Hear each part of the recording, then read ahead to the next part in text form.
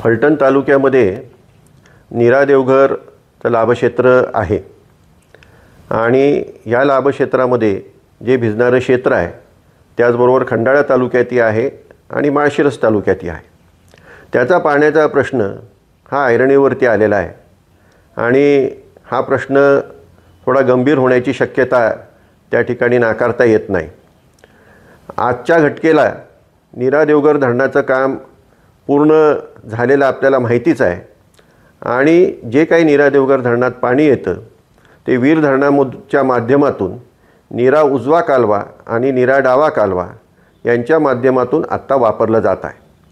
परंतु ज्या वेळेला नीरा देवघर धरणाची वितरण व्यवस्था त्या ठिकाणी पूर्णत्वाला जाईल त्यावेळेला ते सर्व पाणी त्या वितरण व्यवस्थेमधून लाभक्षेत्रासाठी ते पाणी जाणार आहे.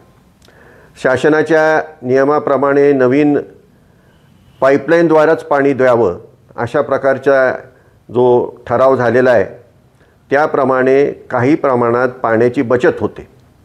आता जी ह्या पाण्याची बचत होणार आहे त्या बचतीचं पाणी माजी खासदार श्री रणजितसिंह नाईक निंबाळकर यांनी 1 TMC माळशिरस तालुका, 1 TMC पंढरपूर तालुका आणि 1 TMC सांगोला तालुका अशा प्रकारचं त्यांच्या पत्राद्वारा, पत्र माझ्याकडं आहे, ह्या पत्राद्वारा त्यांनी शासनाकडं मागणी केलेली आहे. त्याचबरोबर आदरणीय उपमुख्यमंत्री अजितदादा पवार यांनीसुद्धा ह्या पाण्यापैकी 2 TMC पाणी त्यांनी बारामतीला द्यावं अशा प्रकारची त्यांनी मागणी केलेली आहे. शासनाकडं त्यांची मागणी आहे. वास्तविक पाहता जे काही पाण्याची बचत होते त्याचा जर आपण विचार केला तर खंडाळा तालुक्यामध्ये नीरा देवघर लाभ क्षेत्रातलं 40% क्षेत्र भिजायचं शिल्लक राहतं, फलटण तालुक्यातलं 42% भिजायचं शिल्लक राहतं आणि माळशिरसमधलं 14% क्षेत्र भिजायचं शिल्लक राहतं. ज्या काही पाण्याची बचत होणार आहे ते पाणी ह्या 3 तालुक्यांनाच, याचाच अर्थ नीरा देवघरच्या लाभक्षेत्रामध्येच ते पाणी द्यावं लागणार आहे. त्याच्या बाहेर हे पाणी देऊन चालणार नाही. नाहीतर कायमस्वरूपी हे जर पाणी इतरत्र कुठं गेलं तर कायमस्वरूपी ह्या 3 तालुक्यातील, फलटण तालुक्यातील 42% क्षेत्र हे कायमस्वरूपी त्या ठिकाणी ओलिताखाली येणार नाही आणि त्याचा फार मोठा दूरगामी परिणाम हा फलटण तालुक्यावरती, त्याचप्रमाणे खंडाळा तालुक्यावरती आणि माळशिरस तालुक्यावरही होऊ शकतो. आणि म्हणूनच त्या ठिकाणी हे पाणी ह्याच लाभक्षेत्रात मिळावं आणि नीरा उजव्या कालव्याच्या माध्यमातून अनेक लिफ्ट योजना, अनेक सायफन सिस्टीमसुद्धा चालू आहेत. हे पाणी त्या ठिकाणी गेलं तर त्या siphon system, lift irrigation system ह्या काही प्रमाणामध्ये कमी होतील आणि त्याचा दिलासा नीरा उजव्या खालच्या शेतकऱ्यांना नक्की मिळू शकेल. परंतु वाचलेलं पाणी हे पूर्णच्या पूर्ण त्या ठिकाणी जे क्षेत्र ओलिताखाली येत नाही, फलटण तालुक्यातलं 42% ओलिताखाली येत नाही, त्या क्षेत्राला प्रामुख्याने द्यावं लागेल. तसे शासनाची जलसंपदा जलनियामक मंडळांचे तशा प्रकारचे निर्णयसुद्धा आहेत. तशा प्रकारचा त्यांचा एकंदरीत त्यांची भूमिका आहे की ज्या लाभक्षेत्रामध्ये पाणी दिलं जाणार आहे त्या लाभक्षेत्रामध्ये पूर्ण त्या लाभक्षेत्राची ताण भागल्याखेरीज इतरत्र देण्यात येऊ नये आणि पूर्णच्या पूर्ण पाणी हे ह्याच लाभक्षेत्रात लागणारे अशी आत्ताची तरी परिस्थिती आपल्याला दिसून येते.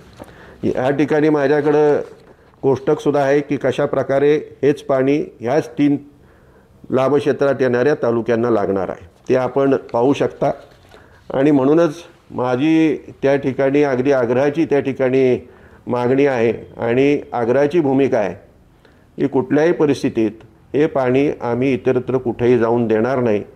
ज्यांच्यासाठी हे पाणी आहे, ज्या लाभक्षेत्रासाठी आहे, ज्यांच्या जमिनी ह्या योजनेमध्ये गेलेल्या आहेत त्यांनाच ते पाणी मिळालं पाहिजे आणि अशी आमची ही आग्रहाची भूमिका राहणार आहे.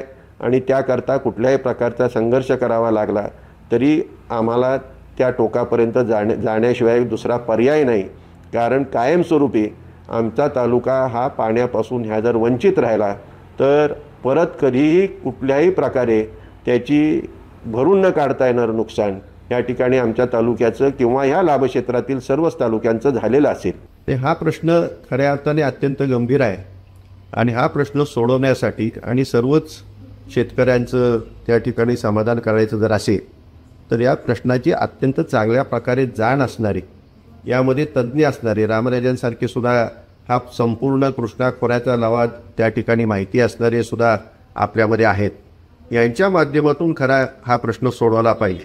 पण हा प्रश्न सोडवत असताना एक मात्र आपल्याला लक्षात ठेवलंच पाहिजे की ज्या लाभक्षेत्रासाठी पाणी आहे त्या लाभक्षेत्राचं समाधान झाल्याशिवाय दुसरा कुठला विचारसुद्धा करता कामा नये. आणि तसा जर तुम्ही करत असेल तर तो खऱ्या अर्थाने ह्या संपूर्ण लाभक्षेत्राचा शत्रू आहे असं म्हटलं तर काही चुकीचं ठरणार.